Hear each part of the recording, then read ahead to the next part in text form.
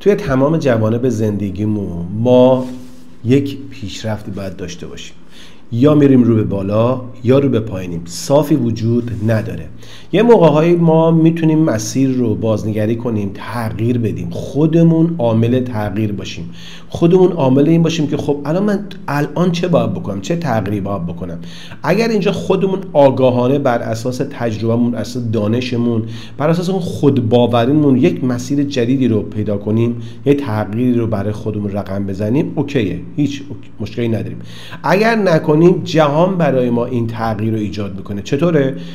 تغییرات جهان هم ببینید بدون درد نیست، بدون رنج نیست و سرعت رسیدن به اهدافمون رو خیلی خیلی کمتر میکنه. پس اگر ما تصمیم به تغییر بگیریم، خودمون بریم جلو، میتونیم به مسیر بهتر و بهتر برسیم. اگر نکنیم جهان ما رو با چک و لغت میبره تو مسیرهایی که خودش میدونه. خودمون هم اینو لمس کردیم. پس مراقب باشیم که تو هر لحظه، تو هر روز، تو هر وضعیتی ببینیم الان من چه تغییری باید بکنم، کدوم از این عادتهای خوبم رو بیشتر کنم، کدوم از عادتهای بدم رو کمتر کنم.